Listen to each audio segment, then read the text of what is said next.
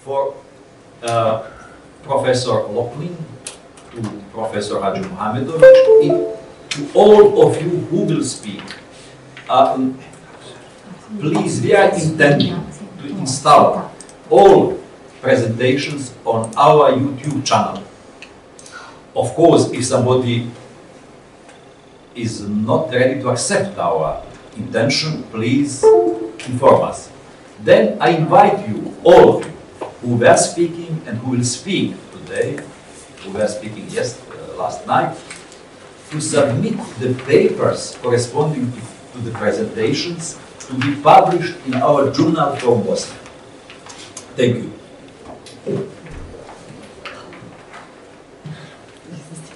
Loughlin, is the sound any clearer? Yes, thank you. Okay. Thank you, Professor Loughlin. Thank you so much.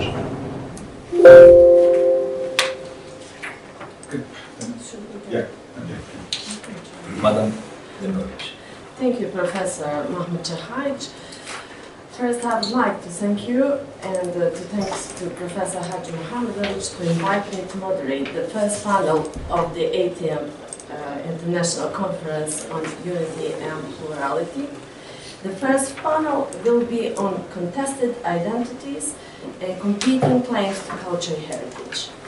Identity is intimately connected to culture and so to cultural heritage, the symbolic crystallization of values and practices in the physical buildings, objects and activities that form the nodal points around which the fabric of a living culture is woven and rewoven. It is in relation to these symbolic nodes that we negotiate as individuals and communities. The constant process of adaptation, so characteristic of modern life with its ever-changing and globalizing environments. Today, within this session, we're supposed to have 6, but we have 5 panelists. And since we are on time, just these technical things, as it was predicted before, previously determined about 20 minutes, I would really like to ask all of the panelists that we keep within the time. So we will start as the first and opening panelist within our panel, Esra Oyzurek. Esra is the Sultan Qaboos Professor in Abrahamic Faiths and Shared Values at the Faculty of Divinity, University of Cambridge. She is also the Academic Director of the Cambridge Interfaith Program and Co-Director of the Global Humanities Initiative.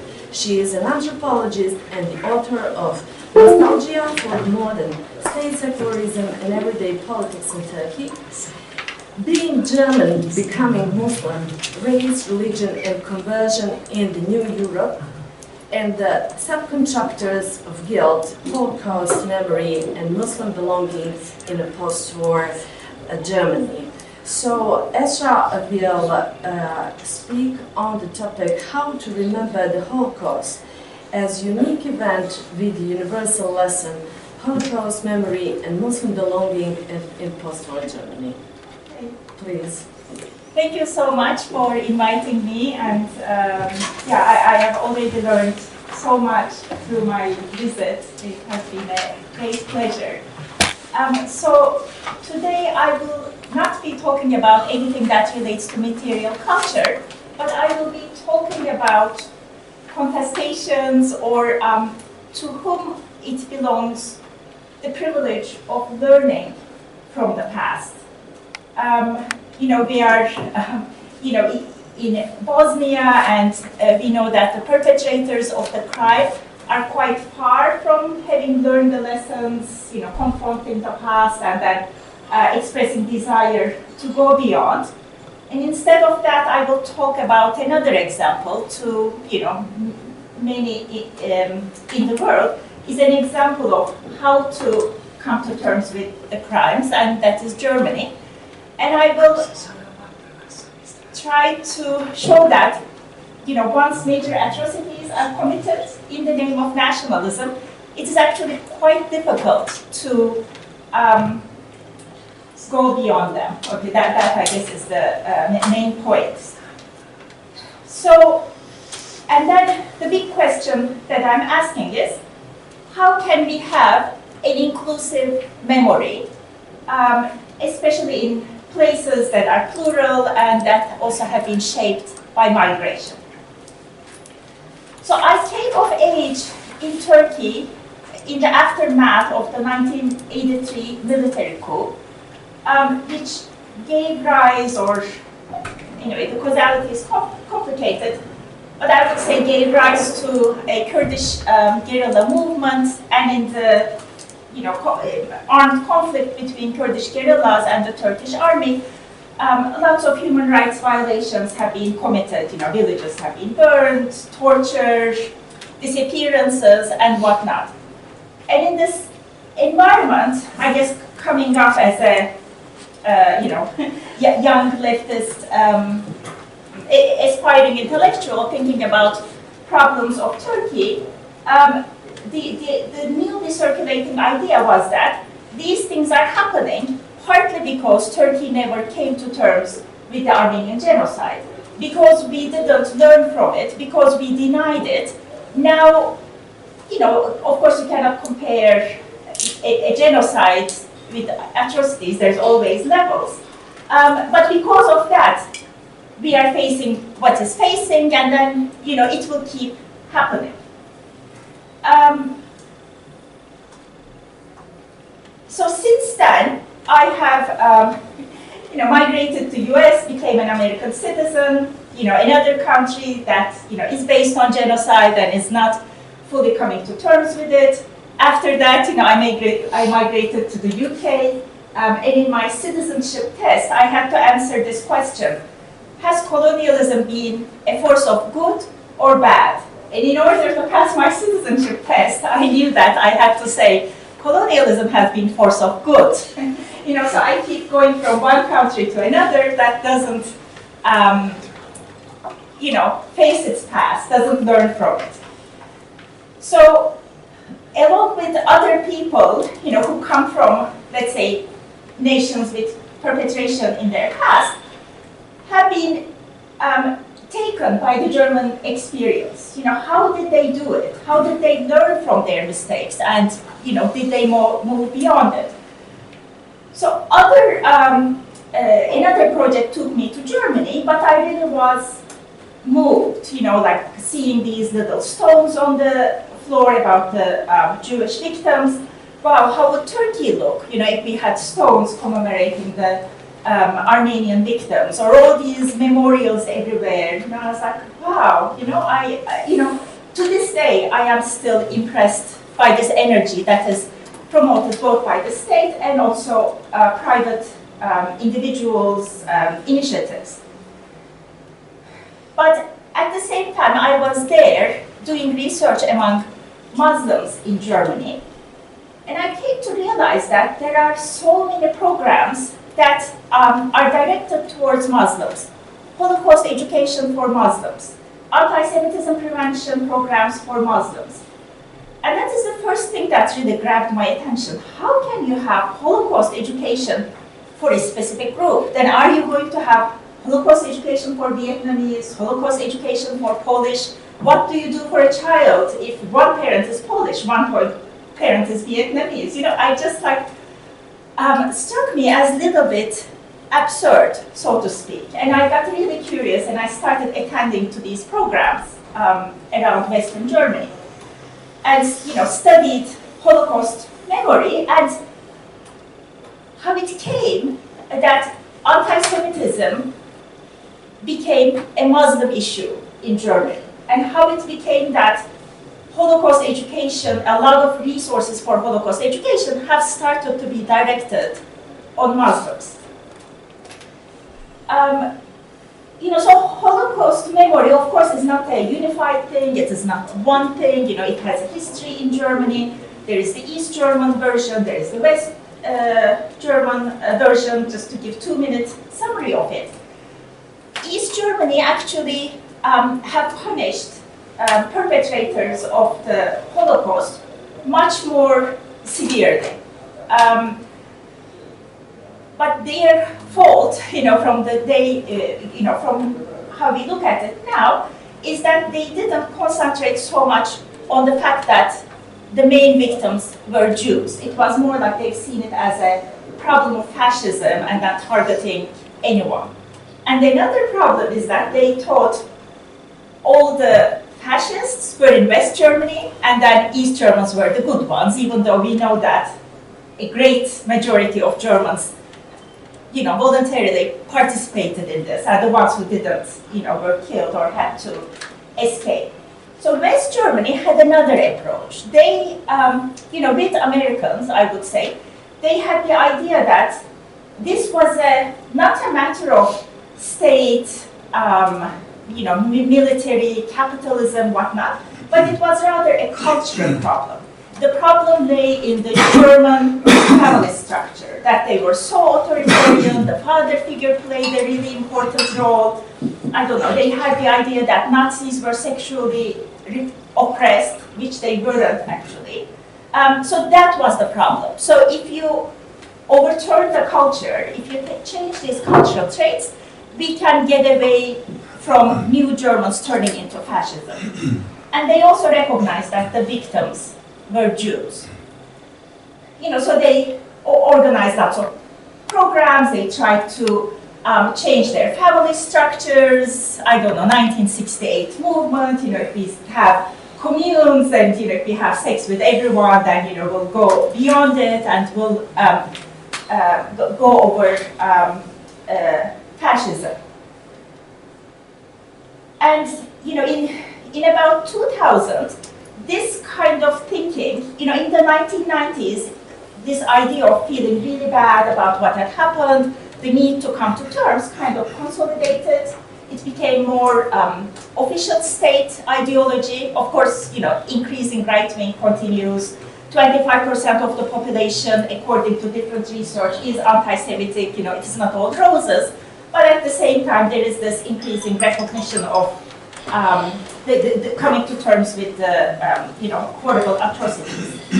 And after the unification of Germany, there has been this really impressive memorial to the murdered Jews of Europe. If you have visited Berlin, you have seen then also added memorial to homosexuals and then a memorial to Roma. And also the government dedicated, I forgot the number, a really significant amount to be given to the, I don't know, children, grandchildren of people who worked as slaves in, Nazi production and killing factories.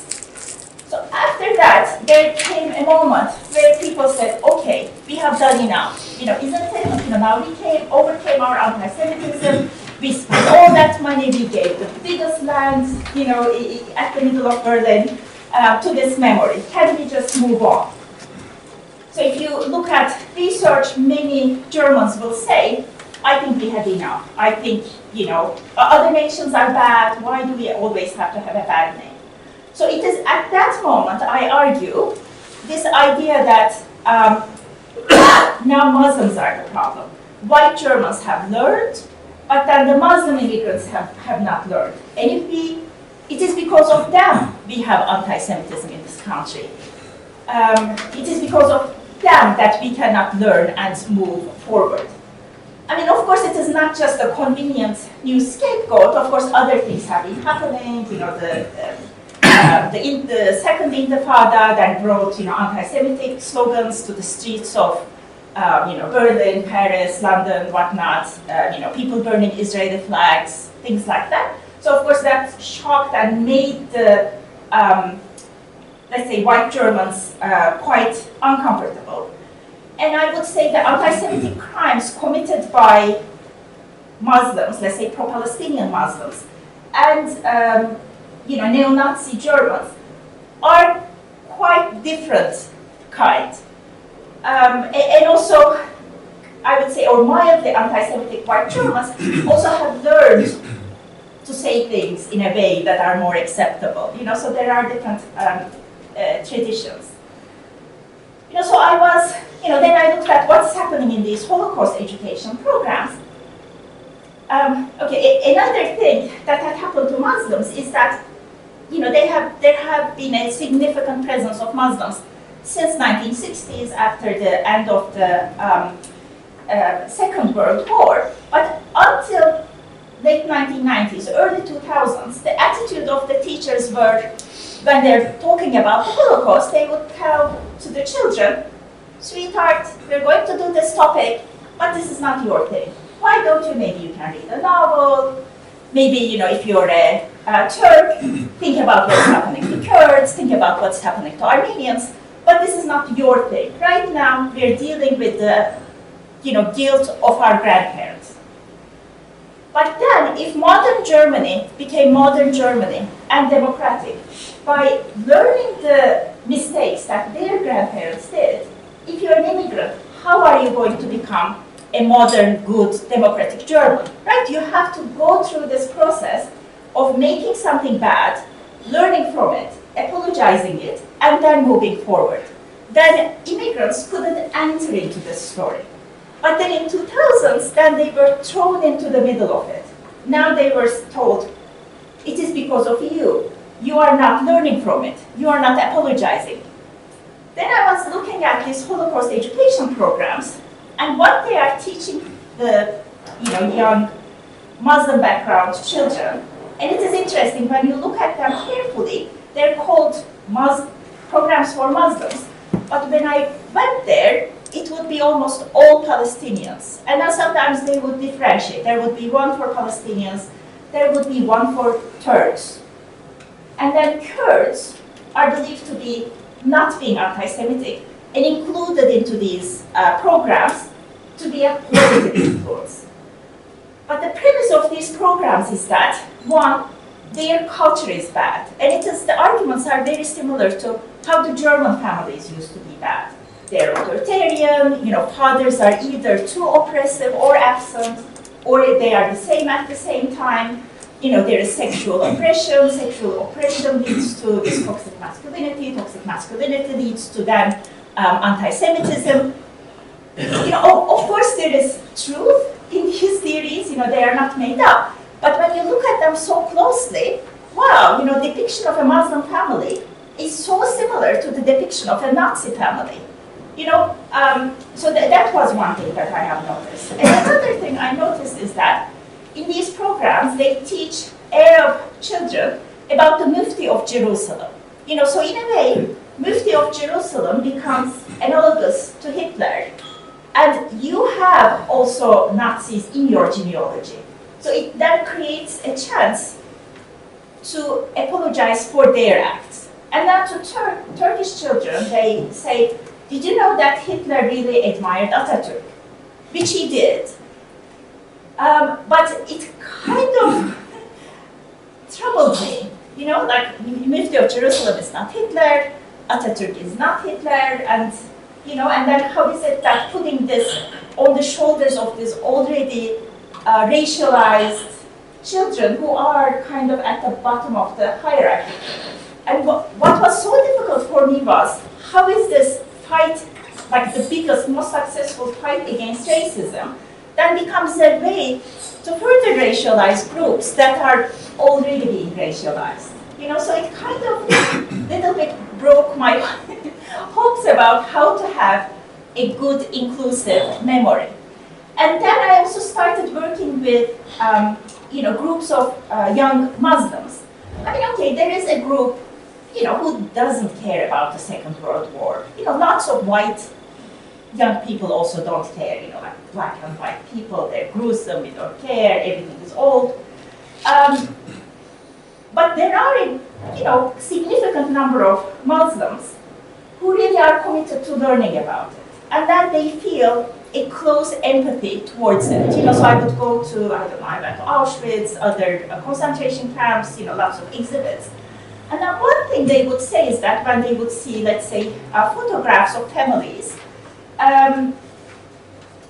of Jews before the Holocaust, they would say, wow, look at these people. They look just like us. They look very similar, but they're a little bit different, they're a little bit darker. And look, here's a picture of a 13-year-old boy with, doing his bat mitzvah or something, like they are like us, and then they're a bit different.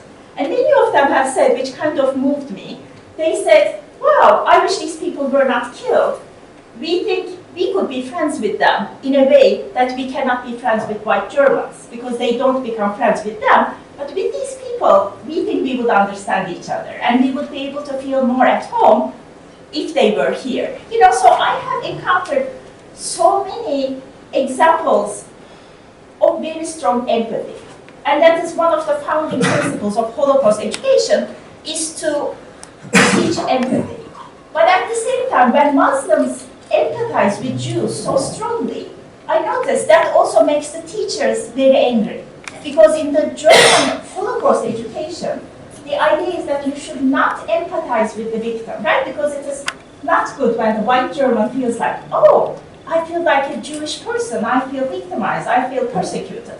The idea is that, you know, they should connect with the perpetrator and realize that if it was me, I wouldn't do it today. So they feel like that, which is also a bit ridiculous, right? Because you're not at that moment, you know, in 2023. Of course I can't say, oh, if Armenian genocide was happening, I would be on the good side. You know, it's not so easy. Yeah, so just as final words, there is a strong empathy coming from, you know, immigrants in Germany towards the Jewish victims, and an inclusive Holocaust education, and inclusive empathic relations needs to recognize that Germany is a plural society, and then there will be different ways of empathizing with the victims. It will not be the way a white person does, a brown person does, a black person does, will be different. And what can be learned from this to create inclusive memories in other societies where atrocities have been committed is a new question that I'm thinking about and do not have answers yet. Thank you.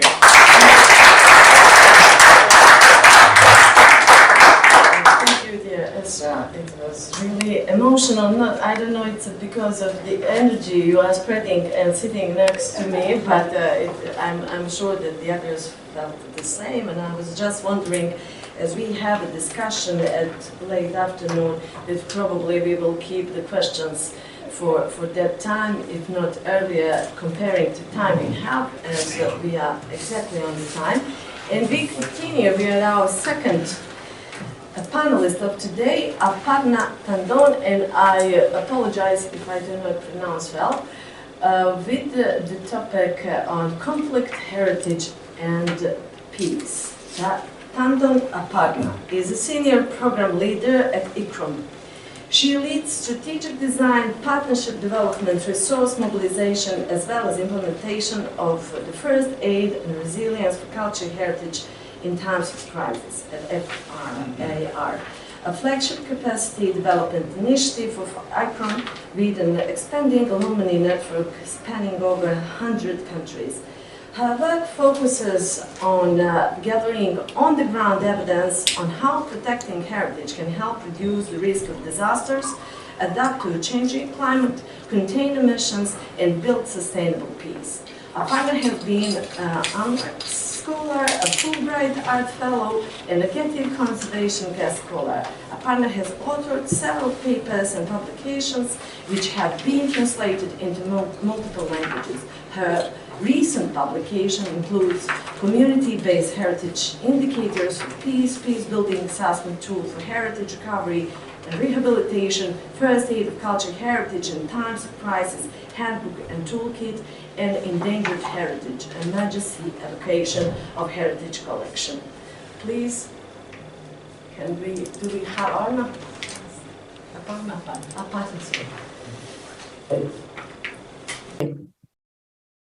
Hello, I'm Aparna Tandon, and I'm a senior program leader at ICUPE. I'm very grateful to Dr. Amra and the organizers of this conference for inviting me. Unfortunately, I cannot be with you, but I would like to do my best to share some of the insights that I have gathered over the years through my work on how heritage, identity, and conflict interact with each other. I would like to begin by emphasizing that if the processes that involve making of heritage, that are involved in making of heritage, its promotion and safeguard are exclusionary and do not tell overlapping stories of different groups in a given place, then such an exclusion, more often than not, can contribute to root causes of a conflict or become a tool to further conflict ideologies, deepen divides, and escalate tensions. I would like to qualify this statement with my own experience of having grown up in the former Indian state of Jammu and Kashmir, which in 2019 was divided into two administrative units known as Jammu and Kashmir and Ladakh. Often referred to as the flashpoint of South Asia, Jammu and Kashmir is one of the most disputed territories in the world. 3 of the 4 Indo-Pak wars were fought over it, as both India and Pakistan lay claim to the state, and China has also has been siding with Pakistan and has laid claims to territory in the state. In 1947, upon the end of the British rule, India was divided into 2 parts, that is India and Pakistan. Being a Muslim majority state, Pakistan felt it had a natural claim to Jammu and Kashmir, which was a Muslim majority state but ruled by a Hindu Maharaja. For India, it represented an example of a pluralistic society that furthered the concept of India as a secular and multicultural nation state. But this is not all. In the backdrop of the partition of India, polarization between different groups of people in Jammu and Kashmir had already begun due to the divergent political aspirations of the leaders in different regions of the state. The Kashmir problem, as the rest of the world knows it, cannot be simply reduced to a bilateral conflict between India and Pakistan. The other larger facet of the dispute is the violent ethno-religious insurgency that erupted in Kashmir Valley in 1989. Initiated mainly by pro-independence and mostly secular Jammu and Kashmir Liberation Front, or JKLF, the insurgency movement was taken over by fundamentalist groups later on, such as Hizbul Mujahideen and Harkat-ul Mujahideen. It assumed a religious overtone when following targeted assaults in 1989 and 90, Kashmiri Pandits, the Hindus, fled the valley, Kashmir Valley, en masse. Here, I would like to emphasize that contrary to popular perception, this region was home to diverse cultures and faiths, and there was a great cultural harmony within Jammu and Kashmir. The Kashmir Valley in particular was renowned for its inherently open culture and rich philosophical tradition that allowed different religions to coexist. Its unique geographical location made it a confluence point for many international trade routes and exposed its society to various ideas and worldviews that came with travelers, scholars, and traders. From such interactions during the 8th and the 9th century AD, evolved the indigenous Trika philosophy of Kashmir based on the principles of coexistence, religious tolerance, and equal status for all human beings. A fusion of ancient Vedic and Buddhist philosophy, Trika emerged as form of Kashmir Shaivism that encouraged expression of different opinions and was open to all human beings despite their religious orientations. At the beginning of the armed insurgency, it was a mostly indigenous and pro-independence fight. But later on, this pro-independence movement turned into a jihad or a holy war supported by foreign mercenaries. The reasons for the eruption of armed ethno-religious insurgency in Kashmir Valley after 42 years of Indian rule are both internal as well as external. They are also interlinked and at the same time deep-rooted, where culture has also interacted with these causes. The first manifestation of conflict through heritage occurred on May 10, 1995, when Chirare-Sharif, the 15th century shrine of a revered saint, he was a Sufi saint, Sheikh Nuruddin Nurani, in Kashmir Valley, was destroyed in a fire. Besides being a sacred site for the Kashmiris, the wooden building of the shrine was one of the finest examples of the traditional Kashmiri architecture. Who actually caused the fire or how the events unfolded is still deeply contested.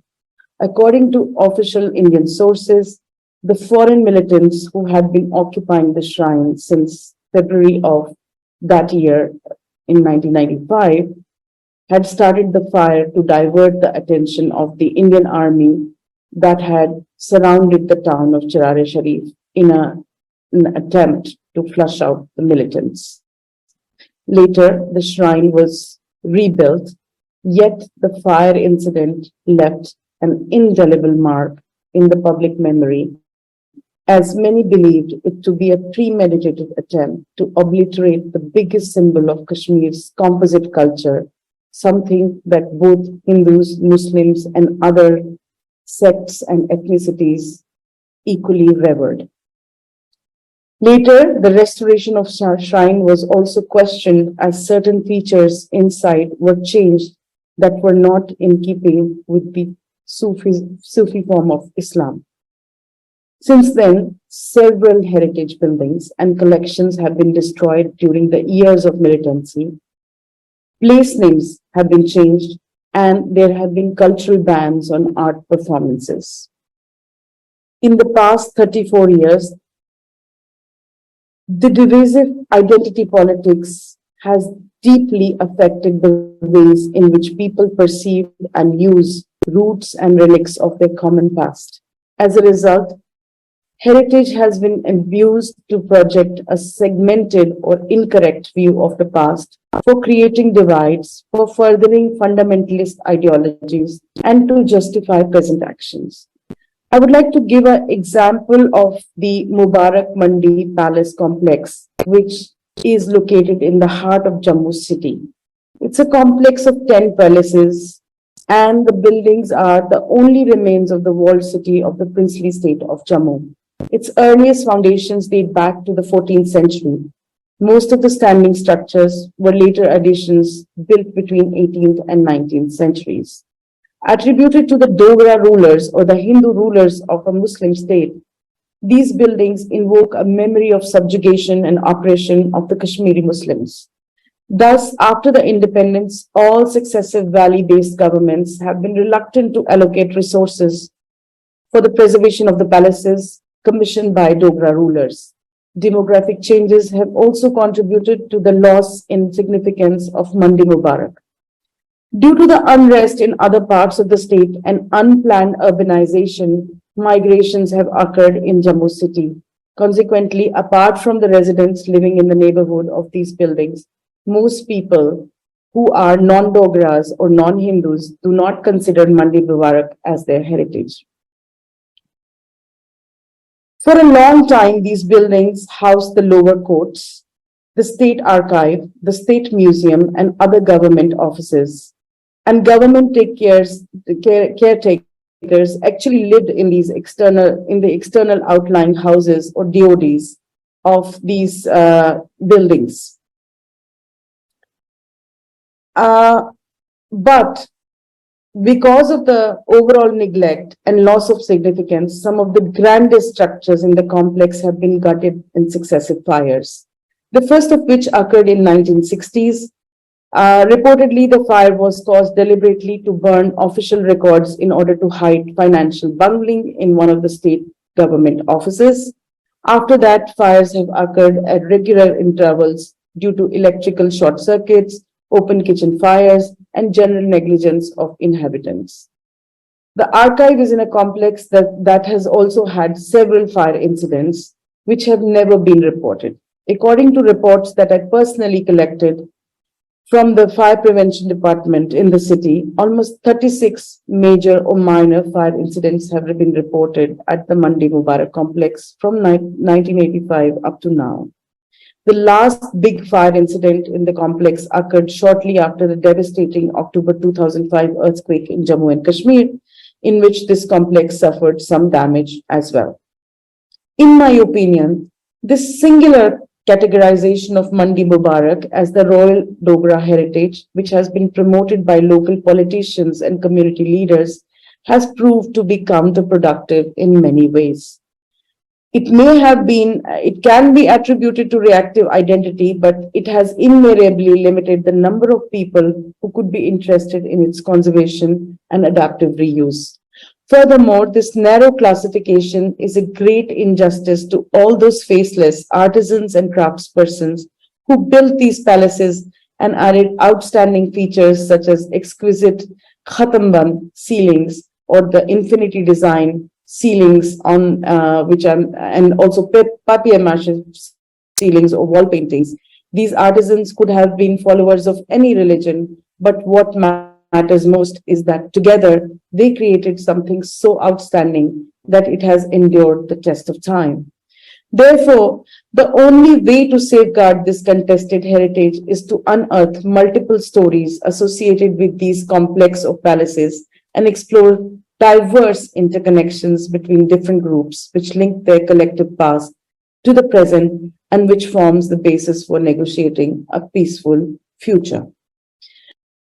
Building upon this experience, since the past 12 years, I have been working to develop capacities for heritage safeguard and risk management in areas suffering from cyclic conflicts and disasters.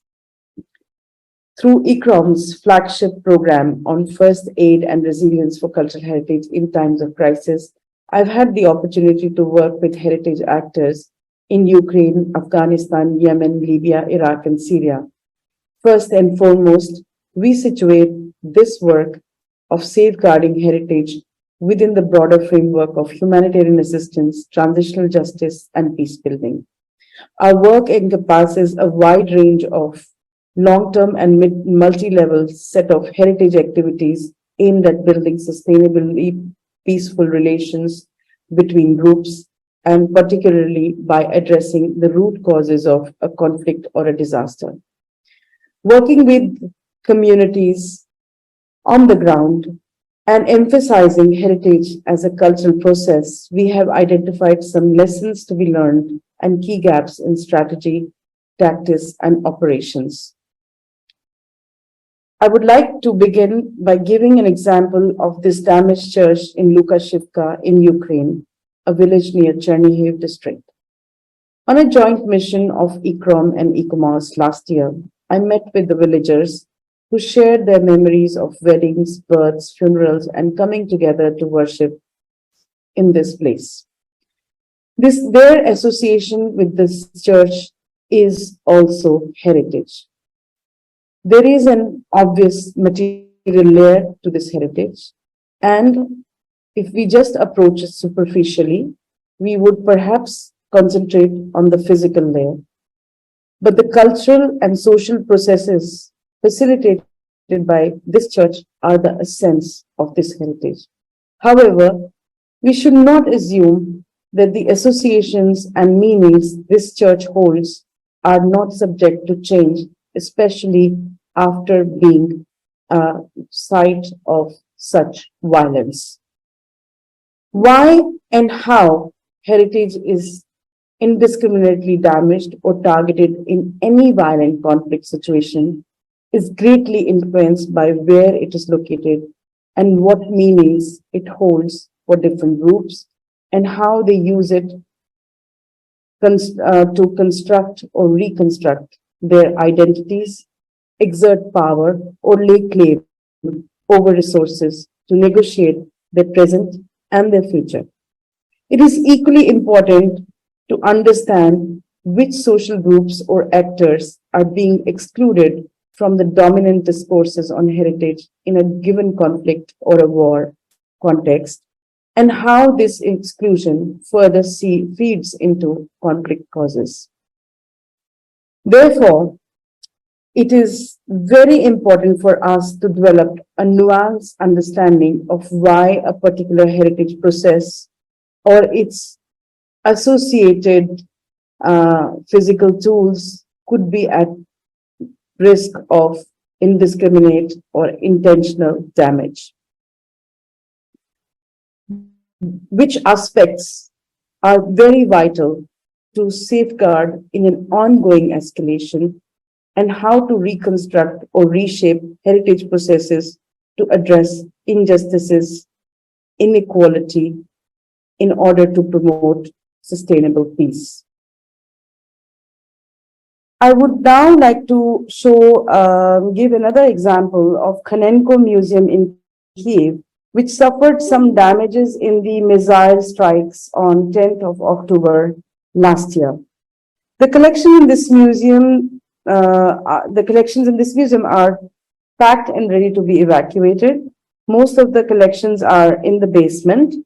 And to keep the museum alive, the caretaker director, who you can see in this photograph, and her staff organize gatherings of the local people and bring food in order to make them talk about their common history, the history of the museum, the collection, and the associations that people have had with this place.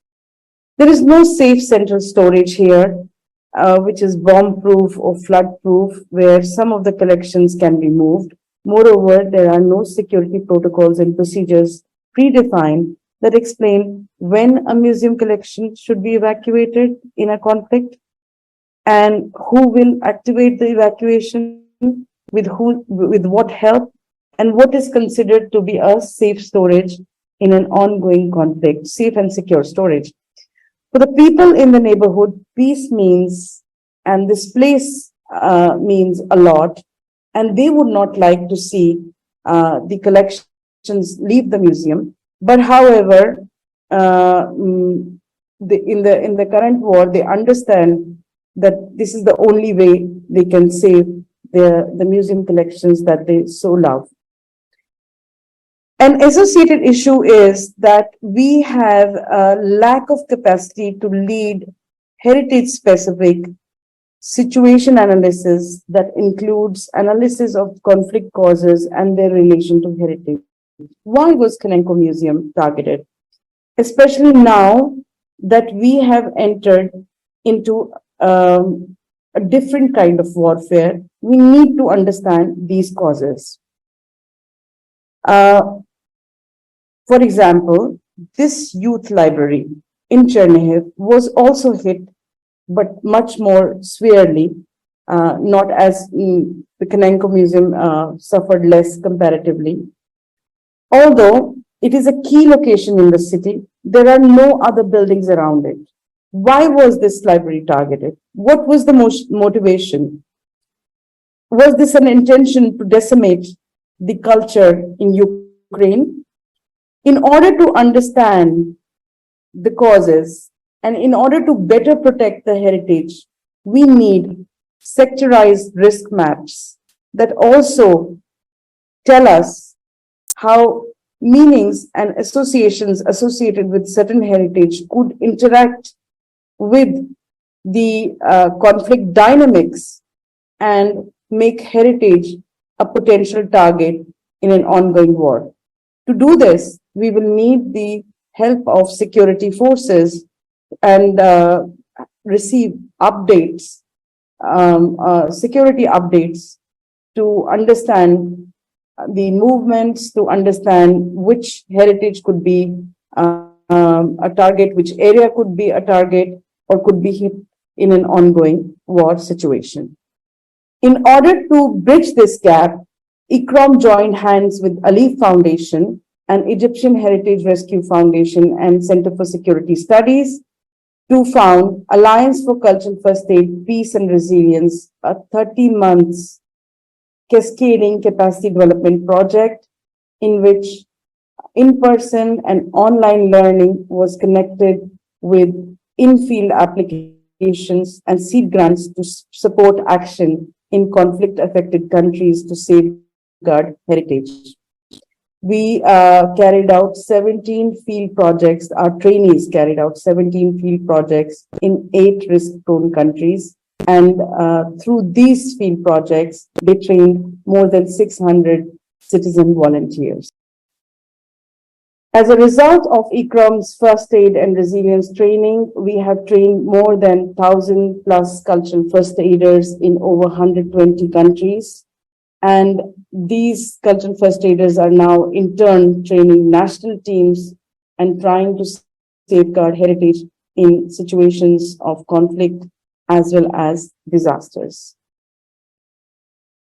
We have also introduced PATH to guide heritage recovery in conflict-affected areas.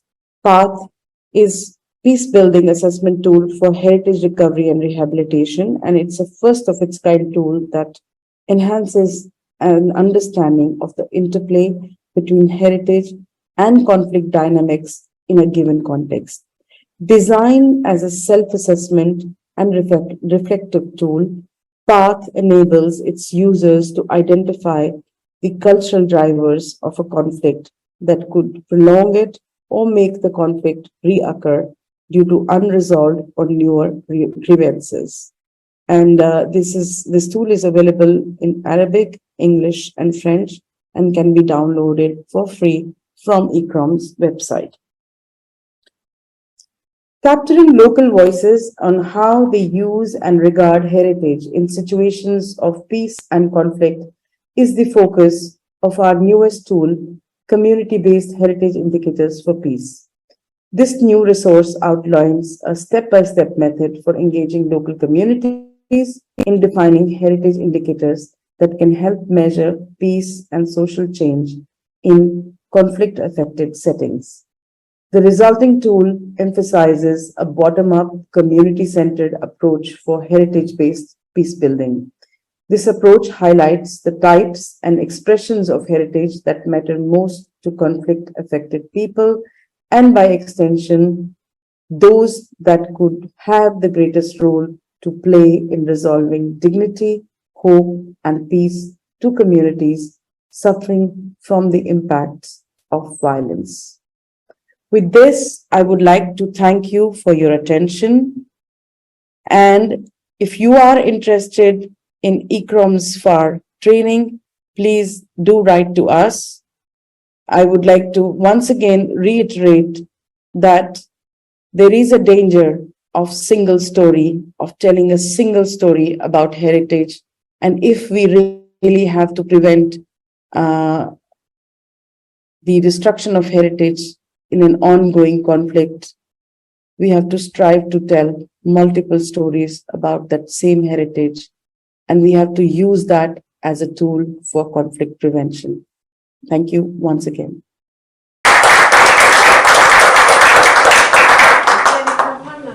And we continue with Lejla Hadžić with the title Retouching the Past and Debates Created Case Studies of Latest Restoration in Albania.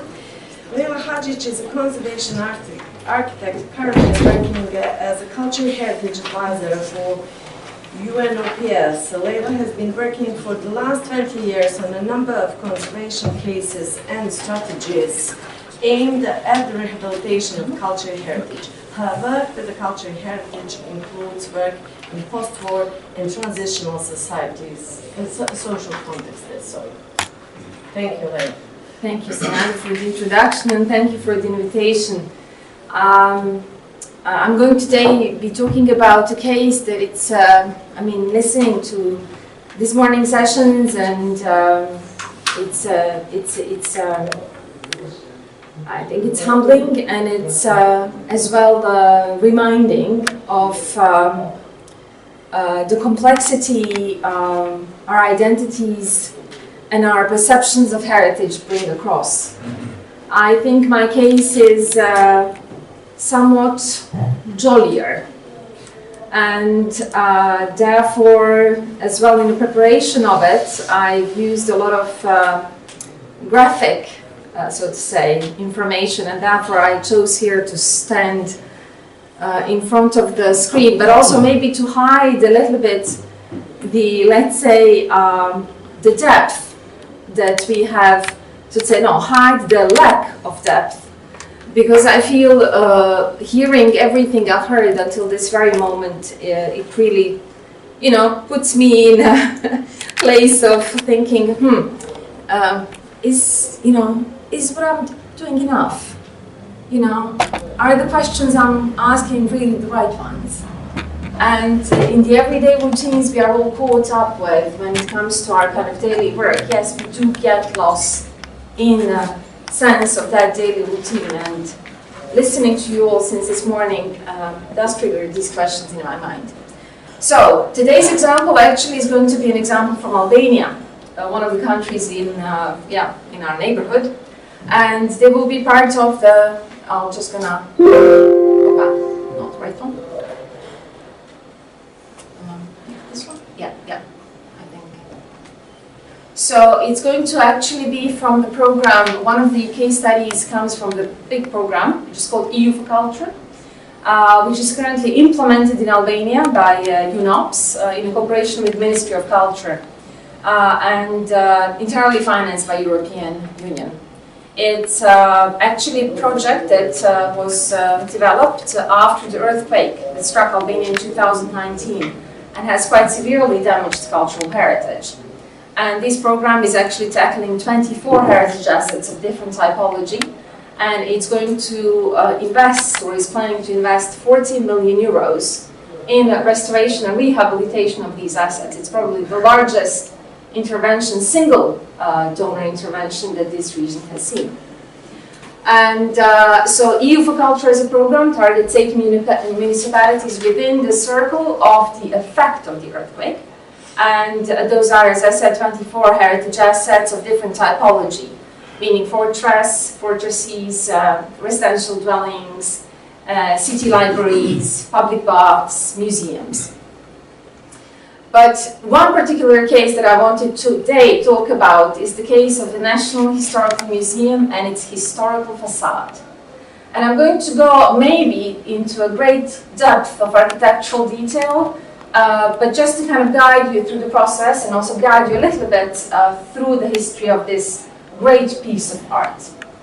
So this is what you're looking at is, so to say, the building or the model of the building of the National Historical Museum, which was to be built and the central kind of space of the main public square at the 1981 in the center of the capital of Albania, Tirana. This was the museum that is going to collect and house all the artifacts and histories of Albania, stemming from archaeological excavations to ethnographical studies to the interpretations of the time. And as such, it was actually constructed to only be, so to say, positioned in the crown of the square, while then several years later, in front of this crown of the square, also the statue of the main dictator or the leader of Albania of the time, Enver Hoxha, was as well positioned. So the political ideology behind the expressions of what these elements of architecture are to express were quite significant.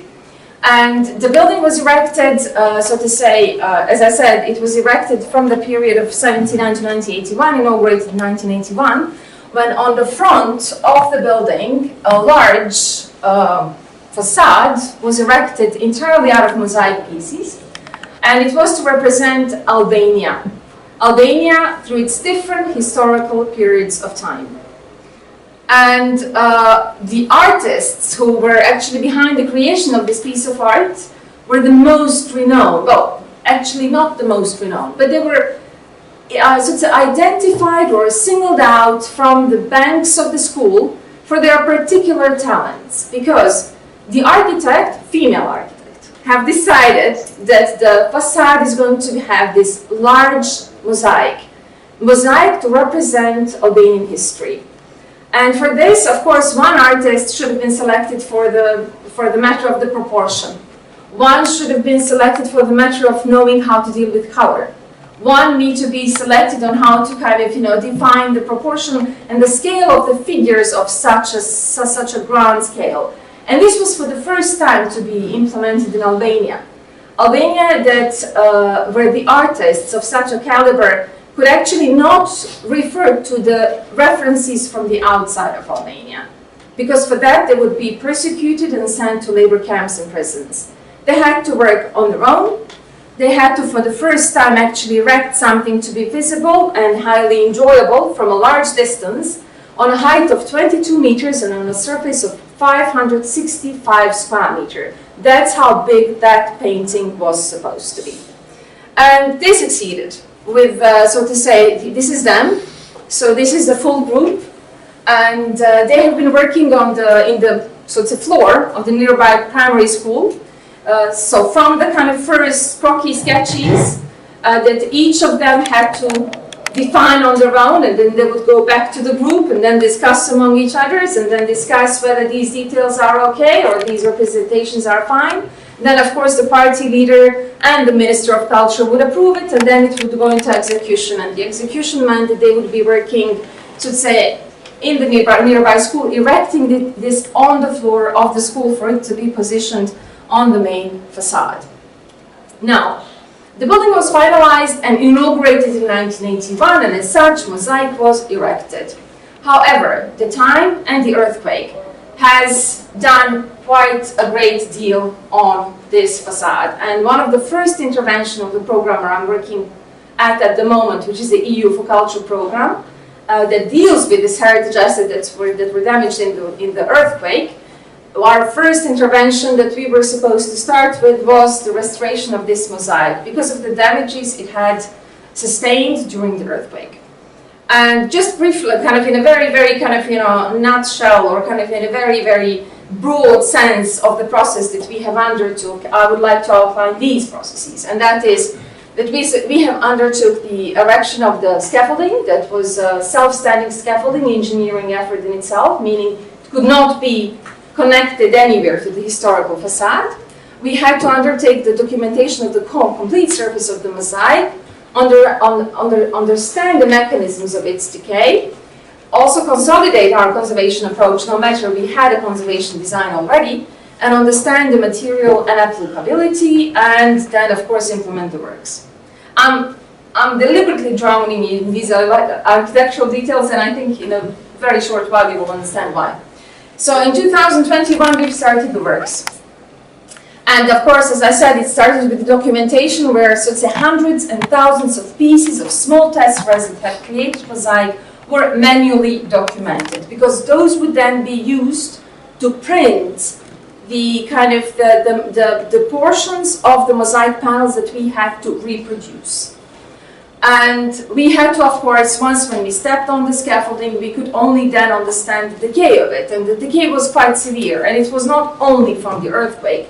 Of course, as you can see, so the penetration of the water through the cracks of the mosaic have caused the rebars that are in cement holding the panels of mosaic expand, which then pushed the mosaic, created many of the horizontal, vertical fissures, loss of material, loss of, so to say, the teslas themselves were kind of broken inside of themselves. That then led for us to actually consolidate, or need to consolidate, our conservation approach, because now understanding from the scaffolding what is the real condition of the mosaic, we had to redefine somewhat that approach. And for that reason, there was an atelier created on the site of the building where different tests and the tryouts of materials were conducted. And of course, one of the greatest challenges of this work were the mosaic pieces themselves. So imagine a large surface of 560 square meters entirely covered in glass mosaic pieces that have suffered a number of damages.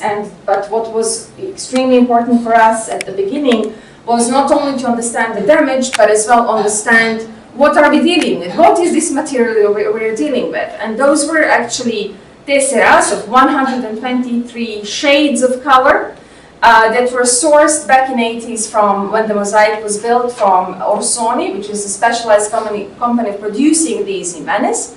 So we have had to identify that company in order to purchase new tesseras produced in an original way in order to replace all the portions that were damaged. And then, of course, implementation of conservation took quite some time, and it was quite a strenuous effort, where the majority of the works were contained, as you can see here. So, for example, the damaged pieces of the tessera had to be carefully removed, and they had to be re-established or restored with the new pieces of tessera or the panels of the mosaic in some of the portions where the cracks were too large. The final ceremony and the conservation, so it was finalized 24 months after we started. Initially, this was planned to be an 8 months long project, but it lasted 24 months. And it was, restored. So it's finalized, we inaugurated the mosaic in May, so it's only a couple of months ago this year. And this is the kind of the final ceremony and the celebrations from the final ceremony. So, and these are some images where you can see, so to say, the image before and after. I'm sorry, it's a small screen, but you would be able, like if you come closer, you will be able to see all these missing bits and kind of cracks going through the kind of horizon of the paint and then vertical cracks, etc., etc. Well, here maybe you will not see them because this is, yes, what we repaired. And there is one small detail that I forgot to omit. And that is that this is not the original mosaic. Or it is original mosaic, but not entirely. What had happened to it was that this mosaic, especially the central figure, is actually a lady that has a traditional costume of the north of Albania. Above her is a communist star. Next to her is a worker who is representing the social, so to say, the pillar of the society of the Albanian socialism of the time, and he holds the book of the Communist Party. And then there is yet another star among the partisan, who is the, so to say, the face of the liberation, and there is another communist star above his head. However, this element, this mosaic, has had in the period when it was inaugurated initially, 1981, until 1983. In 1983, there was a political decision to remove those symbols, meaning the symbol of the star among the lady, so to say, above the lady. The book was converted into like a cloth, like a jacket, and as well, this small star above the partisan head was as well removed. Now, the day we have unveiled the mosaic, huge storm started. And that is, should have we restored the retouched version, or should have we restored the initial version? And so many. So first, these are just some statements from the media. The symbols of the communism are sparking the debate in Albania. How was it and how it was made? The person, whatever, starts a hot debate over the mosaic of the historical museum. Does the history need to be retouched? I mean, the dialogue even went into that direction that we have removed the symbols. So, can you retouch the history? Then the removing of the star, the National Museum, so to say, the mosaic should not have been restored, should have been moved and exposed in the museum. And then, after some time, some clarity was of course gained, and then the debate of course continued, but then of course the clarity was gained by the public because the authorities then came forward and they said that, hang on, they haven't removed the symbols, they were removed back then, and these are the principles of the conservation, etc., etc. And then it all kind of started to be more of a mockery and a joke over the media. But it does poses quite a few questions. I'm still not really sure what to think about it all. I think it's quite raw, and I think it's still near in the history. And I also feel differently about communism than Albanians do. Therefore, I don't think I can even contribute to this discussion before, so besides giving you all the technical details of the conservation approach, which I think is as well essential. But what I can say is that the conservation of the mosaic was a tremendous learning experience. It's the first conservation of a mosaic of such, and actually methodology that we did not know of, that we learned throughout restoring it. And as well, the site itself was used to to train and educate engineers, conservators, historians. And it's it's undoubtedly a piece of art and heritage that has unquestionable and remarkable value. And I think that due to debate, its value and complexity of its history was then shared with many more than it would otherwise. But this is all I can tell you. Whether you should restore a retouched or an original piece of art is a question I still need to kind of unpack, think about, and come back to you with my humble opinion. But in the meantime, I can provide you all the technical details that you need. Thank you very much.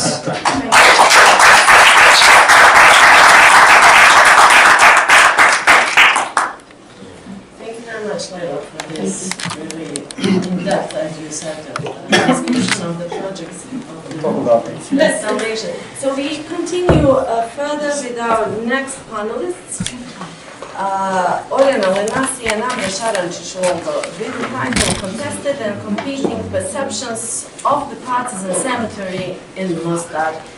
So colleagues Lenasi and Šarančić are an architect working at the Commission to Preserve National Monuments of Bosnia and Herzegovina, both over 2002-2004.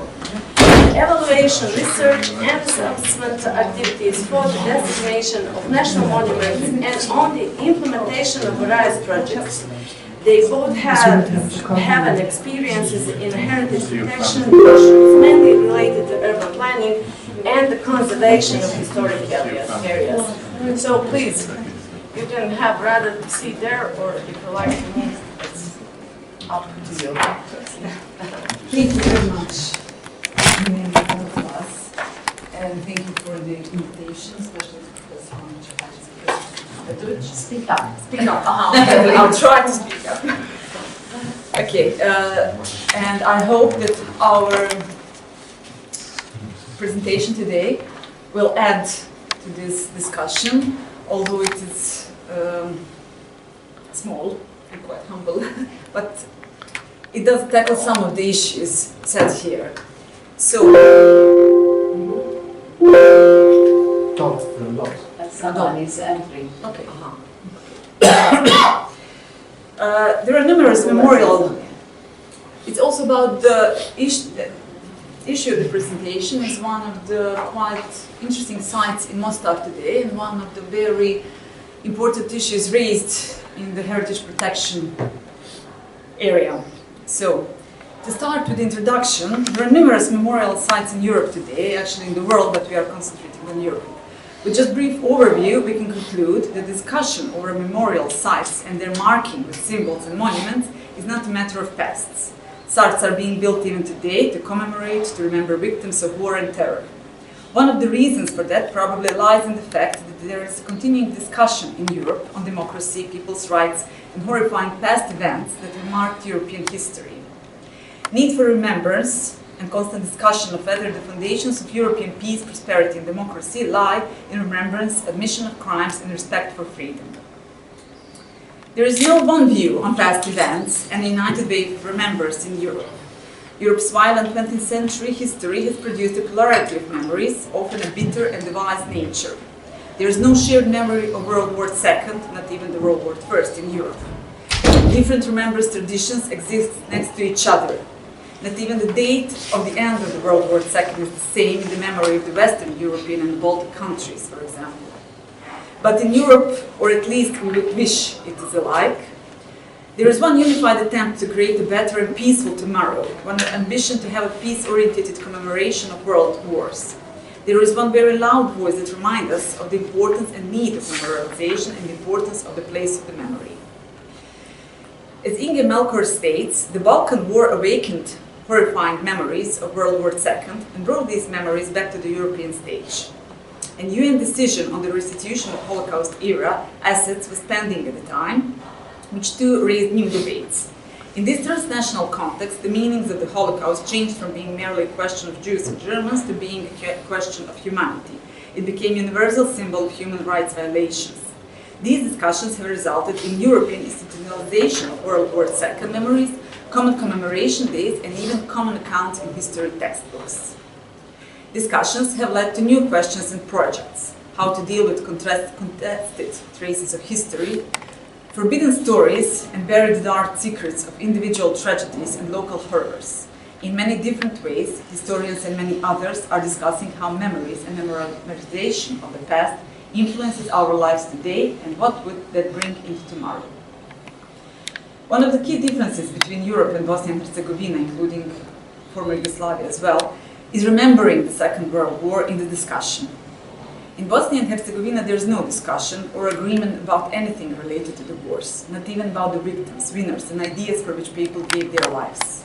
The result of this is visible in numerous conflicting perceptions and can be read through the present state of the monuments erected during the Yugoslavian era. Places of remembrance and memorials of celebrations are attractions to foreign visitors, adventurers who want to deeper insight into Tito's Yugoslavia, a few architects who research the modernist and memorial architecture in Yugoslavia, and, last but very important, certain groups of people who try to add, change, or delete the original meanings, facts, and victims from some of the monuments. Stories from the past that we have never faced as a society, crimes that were covered with silence or justified by the crimes of the others, hidden and suppressed public knowledge and discussion of large-scale massacres, individual tragedies that should not have been talked about, and everything that was kept silent about for decades, caught up with us and brought terrible new crimes during the 19th and the 20th century, especially on the soil of Bosnia and Herzegovina. All the events that happened immediately after World War II and the lack of discussion about internal crimes led, among other things, to today's prevailing attitude toward sites of memory. The legacy of struggle for freedom during the Second World War has been accepted and interpreted differently in most regions. Some places of memory and monuments have become today places of territory that had to be freed anew and confirmed with new, completely different symbols. Some places have reached the limit of forgetting, denying, and renouncing everything. But what could be worse than war itself? Oblivion, memory destruction. The destruction of the finally earthly testimony of people of different faiths and religious affiliations who once lived and gave their lives so that could be born and live in freedom. Partisan Cemetery's Mostar is one of those places. I would like to be as fast as it's possible, but I'm not as good as my friend Amra. We want so much to say, so I have to excuse ourselves for reading, but it's just so I will just continue. The Partisan Memorial Cemetery in Mostar was designed by Bogdan Bogdanović, one of the most famous and successful builders of memorial architecture in the region of Southeast Europe. The Memorial Cemetery was officially opened on September 25, 1965 by Josip Broz Tito.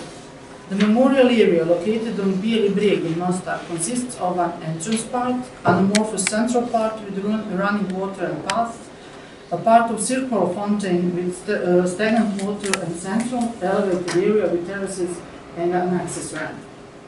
Amorphous organic forms or whole structures stretch through the entire space of the monument, interwoven with greenery and water as the primary element of expression. Gentle curved forms lead the visitor to the central area with grave sites, again gently formed in a series of terraces following the natural fall of the terrain. As a central element on the highest, 7th terrace, there is a fountain that offers a view of the entire complex and the surrounding city. As part of the complex, a memorial ossuary and about 700 individual tombstones, stone flowers as grave markers for the identified remains, were placed. Partisan Memorial Cemetery is also a monument of the city landscape. That is something that a lot of people forgot, that don't recognize. The natural framework of the complex consists of thickets of autochthonous trees and bushes, enriched with cypresses and alpine pines, which achieves the Mediterranean form of the landscape and the impression of the unity of the monument and nature. The site was damaged in the period of 1992-95 during the war, as well as physically defied several times from 2011 until today. Conservation and restoration works were carried out in the site in 2018, restoring its original appearance. After the physical security of the site was removed, the memorial cemetery was damaged again in 2022, and it is not still restored.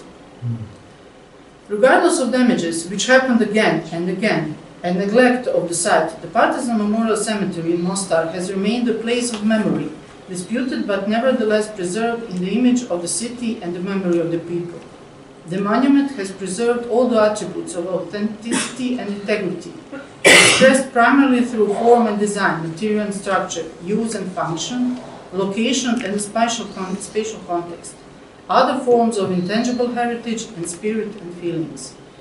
The Partisan Memorial Cemetery is a unique memorial area within Bosnia and Herzegovina and abroad, and a representative example of a memorial to the victims of the anti-fascist struggle. It can be recognized mostly when you enter, I don't know if you have a chance to go to the site, as a silence which speaks, loudly speaks. And it can be recognized through the mental maps of the origin of this masterpiece. Also, silence speaks expressed through emotional symbolism. Silence speaks as the proof that the essence of honor lies in the monument of struggle among equals. We have to accept that. There are some attitudes towards memorial complexes and many questions to be asked. These are some of them. I don't know if there is a need for us just to read it, but these are our opinion, what should be asked regarding this, not only this, but especially this memorial complex. And there are some reasons why it is happening, what is happening for this particular place. We have to take in consideration the cultural context, the present situation, what is happening, why it is happening, who are we, who are dealing with it. Again, we are confronting the absence of objective consideration and evaluation of these complexes. We are confronting the absence, actually, of everything, of humanity in ourselves regarding these complexes. And the ultimate question is, what is partisan to us, for us today? Partisan Memorial Cemetery is perhaps above all the slum salvation of the social values of today's society. Referring to the definitions of English heritage and the Bura Charter, social values derive from the expression, intentions, meaning, and significance of a good for people who are in some way related to that good or represent a significant part of their collective memory or experience of place. Attachment to the rituals, which can be a reflection of past culture or present-day perceptions of the spirit of a place. That is, a marker of social identity, significance for the identity of a group of people, the meaning of a good for those who draw part of their identity from it, or have emotional ties to it. Social values are closely related to historical and aesthetic value, but they can have additional and special aspects. Partisan Memorial Cemetery has many other aspects. It is a place of memory for some people whose names mean almost nothing to us today, for our children especially.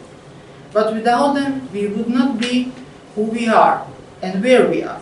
It is a place of history. It is not a place of suffering and death, like some other places, but a place where we can give a thank for life, for their sacrifice.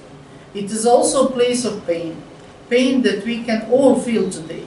The universal pain of losing a loved one, here mostly children, who gave his or her life for ideals. It is a place of calm. It is a place of memories. It is a place of glorification life after death. However, as a society today, for the most part, we do not recognize the values and significance of the Partisan Memorial Cemetery. It tells a lot of our society. We perceive it as an architectural monument, a reminder of murders, persecutions, or reason for hatred and obstacle to urbanization, a neglected and overgrown place that causes discomfort. What must be done today with the Partisan Memorial Complex Cemetery to raise awareness of numerous social, historical, and civilizational values? Above all, we need to define heritage in the light of contemporary understanding of culture. What is heritage of the World War II to us today? Then, we need to put heritage in the cultural context of the present day to recognize and define the prevailing forces in culture that make heritage of the World War II relevant for us today. In that process, we have to carry in mind a very important fact. Partisan Cemetery is a special site of memory related to Second World War. It is not a place where the killing took place, like in some other cases, for example, in Garavica, Bihać. It is not a location of mass killing camp, like Jasenovac. It is a memorial site, a memory to the soldiers, mainly girls and boys from Mostar battalion, who gave their lives for the freedom of their town, whether it was their hometown or city of choice. Therefore, we need to explore the different ways heritage of the Partisan Cemetery is and can be used in storytelling for us and for next generations. We need to create a relevant and widely accepted approach to include heritage in everyday life and create cultural trends which are deriving the desire for the heritage. We need to create cautionary tales that consumers of the heritage can connect to. Along that way, we as architects and conservators must also think about and define what is needed, interpolations and adaptations, where they can be done, and how all that with the aim of better presentation and storytelling today used in everyday life and with the respect over total design of remnant architecture and artist Bogdan Bogdanović. We can even go one step further and use this site to explain reasons why it was destroyed in the past 30 years. Memorialization of the recent events.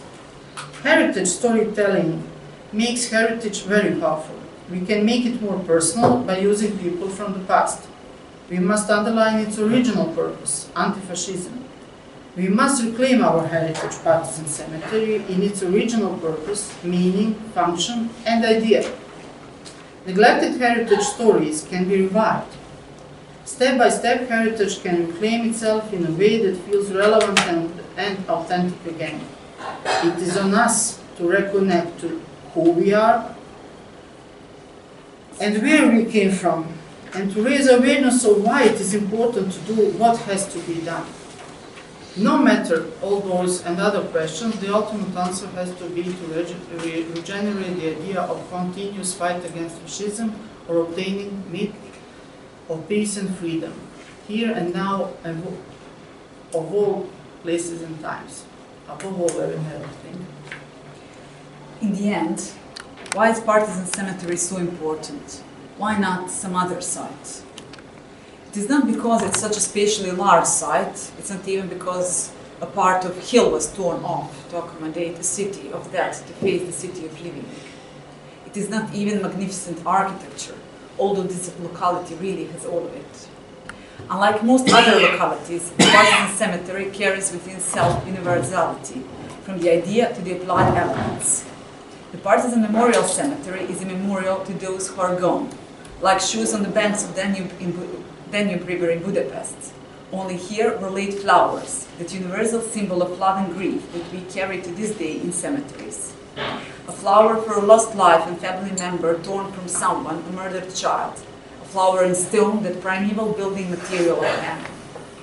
On the walls, Bogdan Bogdanović played placed, in his own words, universal symbols of elements of the sun, the planets and the moon, so the monument becomes close to everyone and manages to impose itself as an authentic element of space.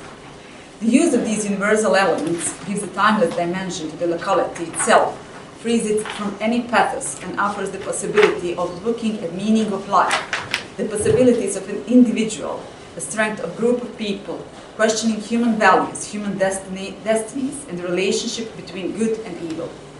Partisan Cemetery, on the other hand, is deeply rooted in the local tradition of Mostar.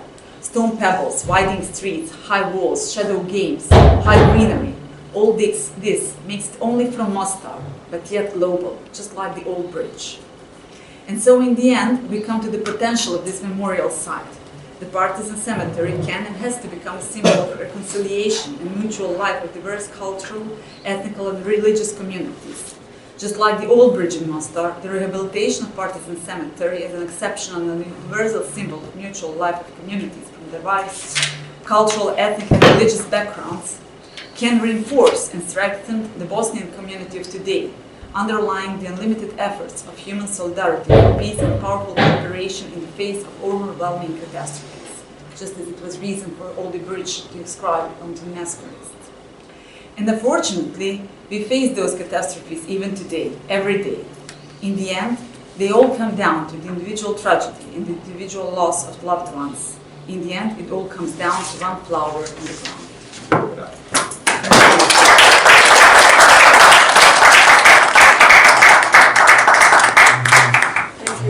Amra and Orjana.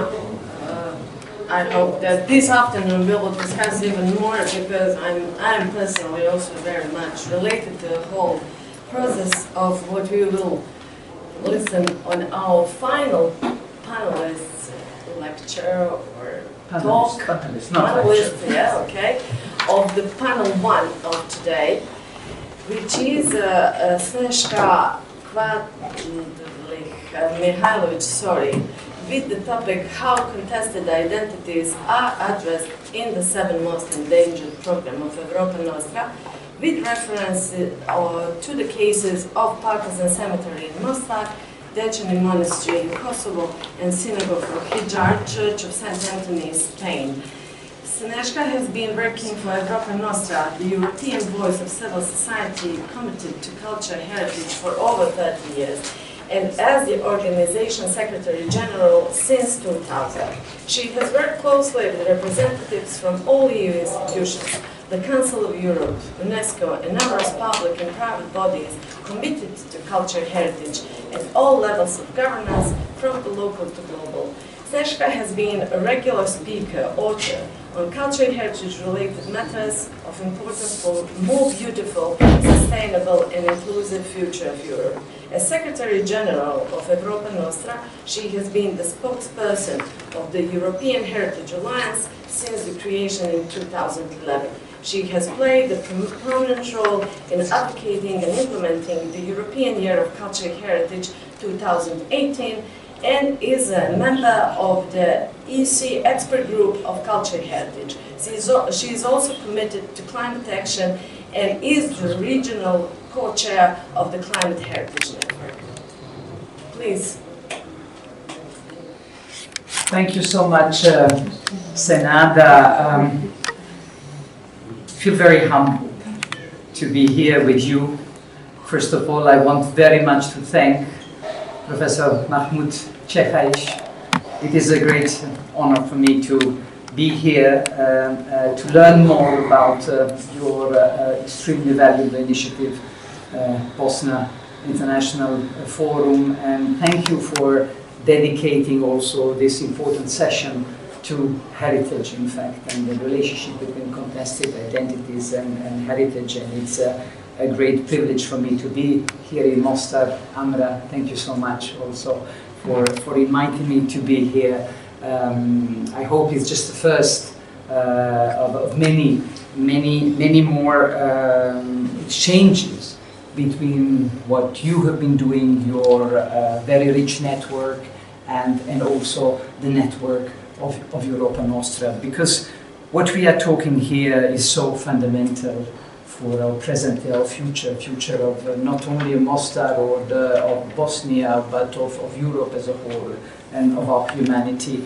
And I feel very humbled. I said to Senada, you know, speaking after so many eminent scholars, and also the inaugural lectures of Amra, Professor for Dublin, were extraordinary. I'm an activist. I'm not a heritage scholar. I have been for the last 30 years a heritage activist, and I've been promoting Europe of culture and Europe of cultural heritage. For me, the only Europe that is really worth fighting for, a Europe which is value-based and culture-driven. Alas, for too long time, that aspect of our Europe was a little bit sort of did not get enough spotlight. It was not sufficiently among the priorities of European leaders. And altogether, I think we have quite a task and quite a responsibility. I said I feel very humble. I feel also very emotional, because like many of you, I was born in a country that doesn't exist anymore, and that is Yugoslavia. In fact, something which is not in my CV, and something which is not in the CV of my dear, at least the CV here published of my dear colleague and friend Sonja Biserko, who made a public lecture yesterday, is that we together founded a European movement in Yugoslavia in March 1991. We were still hoping that we can avoid the tragedy by promoting European values. Alas, we all know that it was too late, but it's never too late now for all of us to sort of put place in all what we are doing, and also in the relationship of this region, Bosnia, the whole Western Europe, in the path towards European Union, to place all what we are discussing now, the questions of memory, the questions of who we are as human beings, and who we are as responsible citizens of our Europe. But we have to give it much stronger priority. And because I said that I'm an activist, I'm also here to see how me, Europa Nostra, all of us, we can do better. We can do better for this region, because it matters for Europe as a whole. And I was thinking after all this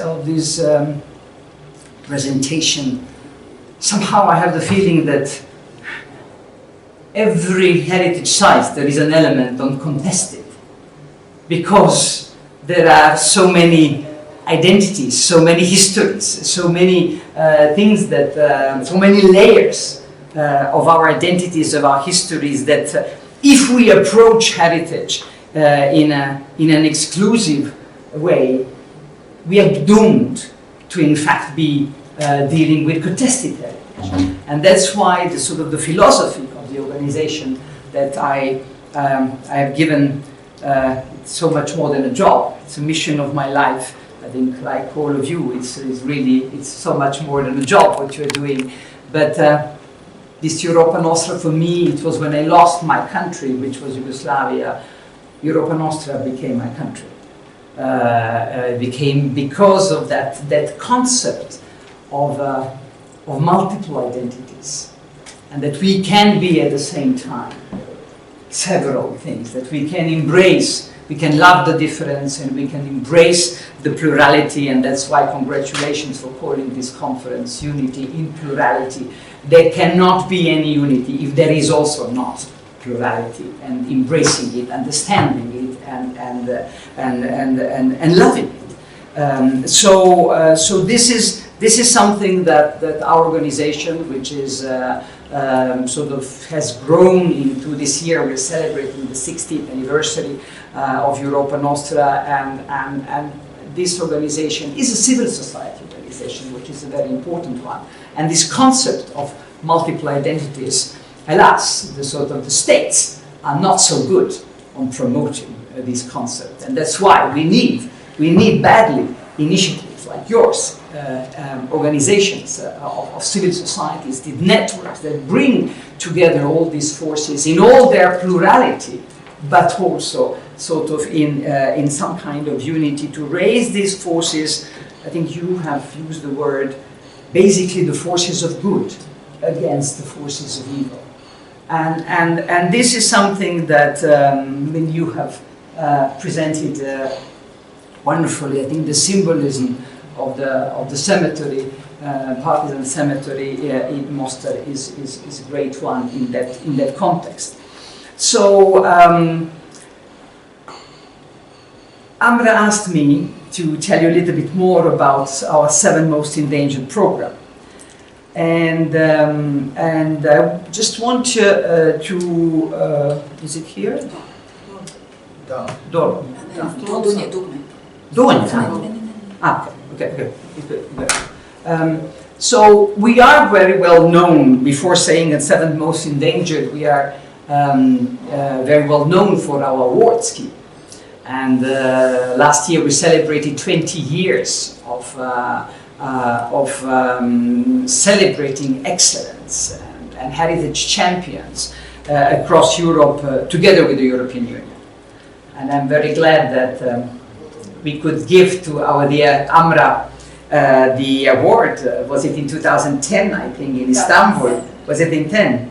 Yes, in Istanbul, in Naya Irini, when you, together with your other colleagues from the Commission for Preservation, you have been there? Yes. You have been there as well? So it was one of the most emotional, I would say, awards that we have given, because the work that you have been doing together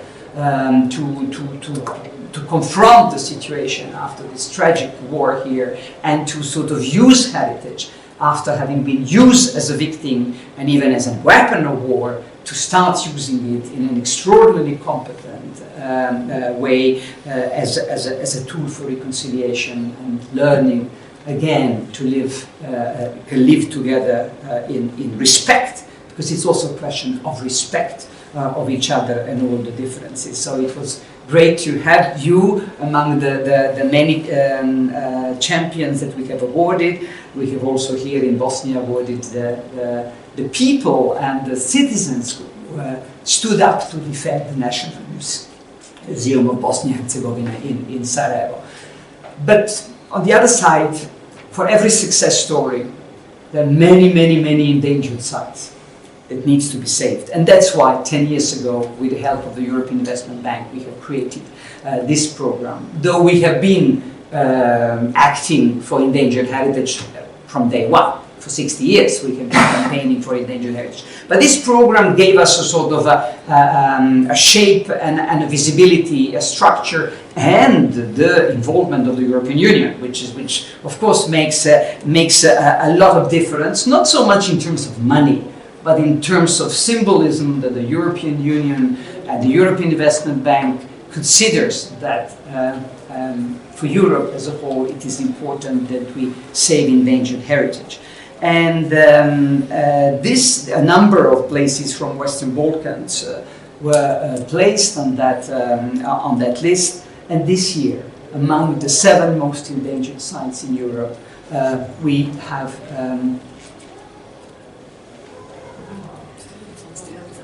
okay. You are not surprised, especially after the presentation we have heard now. You would not be surprised that Europa Nostra, after a brave and visionary nomination that we got from Senada, Demirović, and your NGO, with the support of a number of players, including the mayor of Mostar, which was very important, and a number of players from outside of Bosnia, because this is very important. That's why I also recall that many of us here were born in the same country, but it doesn't exist anymore. So that site is a site of remembrance and of memory, not just for the people in Mostar, not just for the people in Bosnia.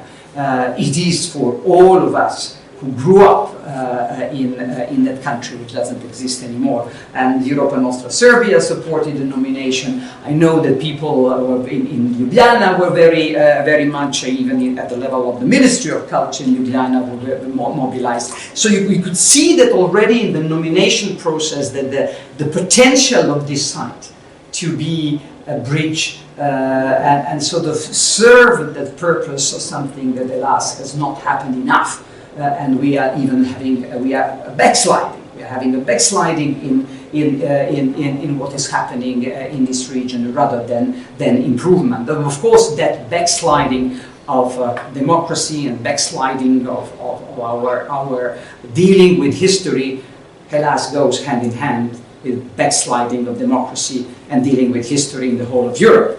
And that is not at all a speciality of this country, this region, but the whole of Europe and beyond. Of course, we all know that as we are speaking, the most endangered sites and heritage in Europe is Ukraine. And so many sites in Ukraine where we again have the forces of evil and forces of barbarianism that are destroying. And you have seen, I think 1 week ago, that in Odessa, in the World Heritage Sites, that major Orthodox cathedrals of one Orthodox country is destroying the major Orthodox cathedral of a neighboring sovereign country. So in that context, when yesterday night, when I arrived in Mostar, and Senada Demirović kindly took me to visit the cemetery, said I have to see it before we meet and before we speak about that. I said to Senada, Europe has to save it for the sake of Europe. This is a reminder that the whole European project, if the anti-fascism would not have won, the whole European project would have looked totally different than it is today. So, Lejla, when I saw your beautiful picture of the huge European flag on the contested mosaic in Tirana, I said to myself, I hope that very soon there will be a huge European flag unveiling the renaissance of the Partisan Memorial Cemetery in Mostar. I think it's a duty for Europe to help the city, the country, and this whole region to do this project. And I think by putting it on our 7 most endangered, this is exactly the sort of the modest, but I hope modest role. We say that the role of catalyst.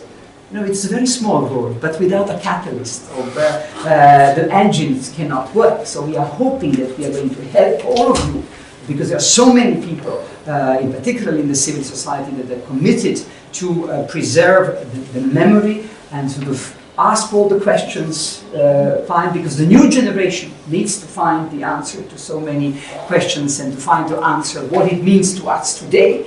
But indeed, it is universal, as you said. There is so much of universal messages, of universal humanistic message of a life prevailing over death and the forces of good prevailing over the forces of evil. And then I was looking in also that nature, and you can see it is extraordinary, because you have now this almost the biodiversity seeing in the site. And I said to Senada, I mean, this is again sort of the combination of the memory of the sublime artwork, sublime word, the nature that is taking over, but should not totally take over. We should be allowed, and sort of in the current context of climate, of the fight against climate change. And last but not least, telling the whole story, telling the story, the interpretation, telling the story. And I was amused not amused, but it was so interesting, and that I didn't hear very often. And it was in this famous article of Dr. Bogdanović, who has written relatively recently about it. He recalled that the people who carved the flowers, they came from Korčula. they came from Croatia, they came from Dalmatia. There was the famous, for centuries famous, stonemasons. That story needs to be told for all of the others who want to destroy and to vandalize it by sort of reviving the ideology of Ustashi states and everything that it stands for.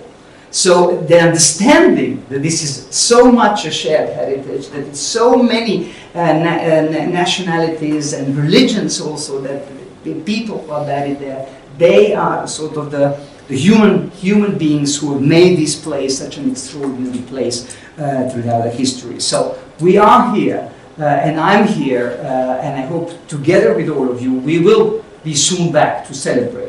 And the European Union, I'm always thinking how little comparing to the billions that are invested in that region, how little is it invested in culture and education. When you say 40 million in Albania, because of the earthquake. If the earthquake would not have happened, Albania would not have got that money. So we always need first to have a war, we say the earthquake, but in understanding after so much has been written and said on the importance of culture, that culture matters, and education matters, and understanding, religious understanding and dialogue matters.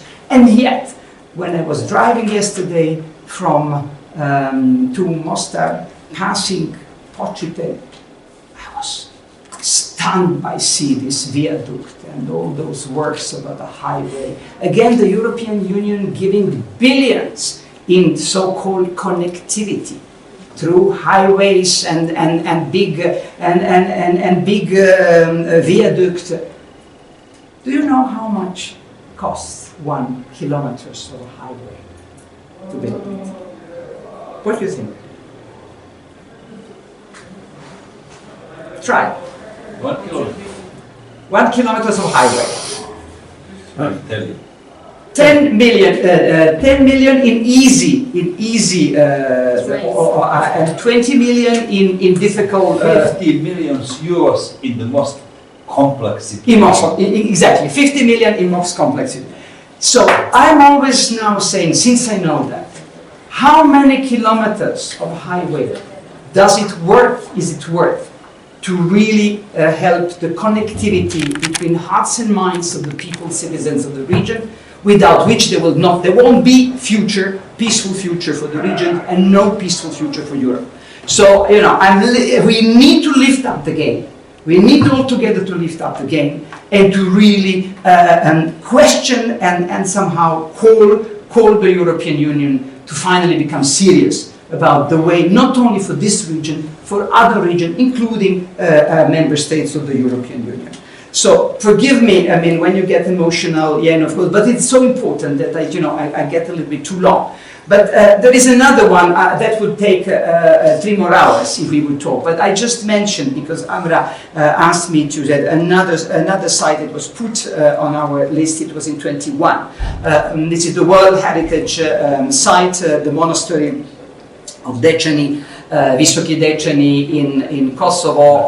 I think many of you at least know about that. If you have not visited it, it is just a miracle that such a piece of art still exists, 14th century, with authentic original fresco painting.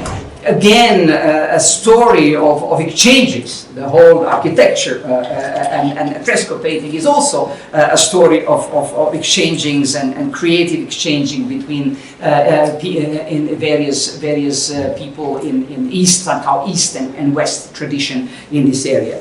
You all know what is happening in Kosovo, and whenever the democracy is whenever the regimes are under pressure in Serbia or in other places, Kosovo is always very easy to escalate. You need to channel the attention to Kosovo. There is escalation, etc., etc. But heritage again, it has constantly been using. Still now as a weapon, as a victim of the non-resolved conflict.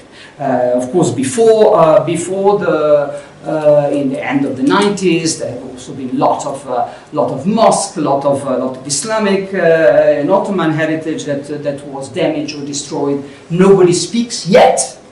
25 years later, nobody has yet in Serbia really confronted these issues properly.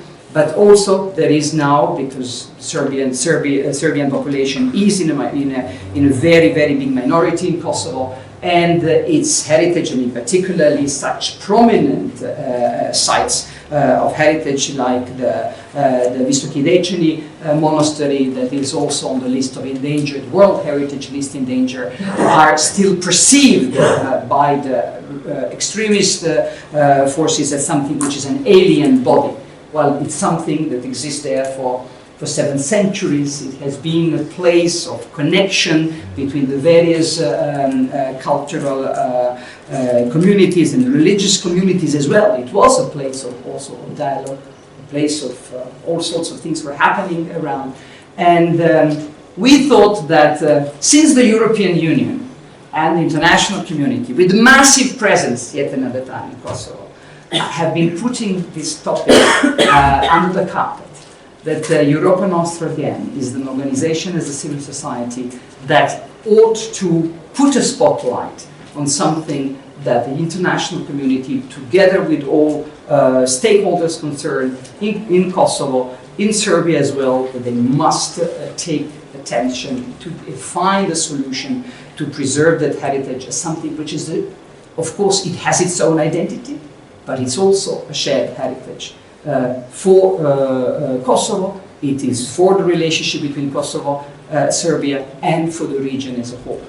And speaking about contested heritage, this is for the very first time that Europa Nostra was contested by putting that site on the list. And why it was contested? Because the Secretary General happens to be born in Belgrade. And by definition, because she's born in Belgrade, after 32 years, for the first time, somebody says that it is the listing was the consequence of the Serbian propaganda from inside Europa Nostra. So it is showing that it is so difficult to put aside the sort of where people come from when they're talking about some issue. By definition, they're going to put you, and they're going to, if they don't have an argument, they will then try to explain it as a sort of in this way.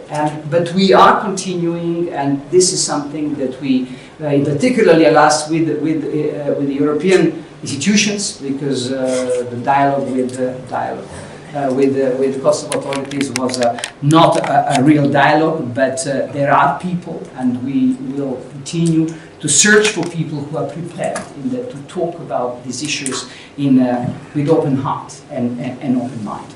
And the last one example is a totally different one, and this is the synagogue. Did they change the plan for the road? Now they have other priorities, so they're now there's no. When we met them 1 year ago, they were coming with all sorts of alternative things, but never we got any information back. They're not talking about that, but it's sort of like a frozen issue, the issue of the road. But since all this escalation in Kosovo happened the last year, so the issue of the road is less discussed, but rather the whole other issues about the identity and sort of denying. There are a lot, regularly people saying that this is sort of Albanian Orthodox Church and not a Serbian Orthodox Church. So it's a question of identity and interpretation of history, which is also, you can threaten not just physically a site, but you can also threaten the sites by distorting the full story. But we need to tell the full story of the historical story of a monastery, which is a living monastery for the last 7th century. But I mean, it is an example how much is needed once again in the dealing with this region. I think also the regional approach, and I think you are also promoting this dialogue here. We need to place also, because these issues with regard to Kosovo, if you put it in a purely bilateral issue, it would be a deadlock currently. But it needs to be, remember when we also had our meetings in France many years ago, it needs to be put in the wider context, and I think again, people from Bosnia, and with your experience, you could also be a very, and you should be a very relevant and useful stakeholders in that conversation. This is a totally different story, but I mean, you asked me just to mention it because it is the synagogue of Ijar in Aragon, in Spain, that has been after 1492 when Jews were expelled, so it became a Catholic church, and now only once a year it is used for the celebration of the feast of Saint Anthony of Padua. And now, 500 years later, there is a sort of commitment of the region of Aragon, Spain as well, to sort of preserve. This is one. It's the only one remaining in Aragon. Only 5 of them remains in Spain as a whole. So that there is and sort of associations like Foundation of Jewish Heritage is dedicated to saving the site. It was shortlisted on our list, but you know, a little bit to say this is an example when you deal with 500 years later, sort of with the heritage of a community which is not there anymore. And that is something, we have an example in this region. Another synagogue was put on the list, a synagogue in Subotica, in Vojvodina, in Serbia. And there you can see that Viktor Orban's government in Hungary has done a huge program of investing in synagogues. There are no Jewish population. They are having a very problematic democratic system in Hungary, but then very generously they are investing in synagogues to show how dedicated they are to the plurality of cultures and legacy, which is to be applauded, but then it has to be accompanied by similar attitudes to democracy in its own country and in the relationship with the other countries. So yet another example how at one side a sort of positive act can also have some other hide some other political aspirations and political messages. It was very long, but I just thank you for the opportunity to be here with you. I think we have a lot to do together, to learn from each other, and hopefully also to act together for the saving of the extremely rich heritage of this region and Europe as well.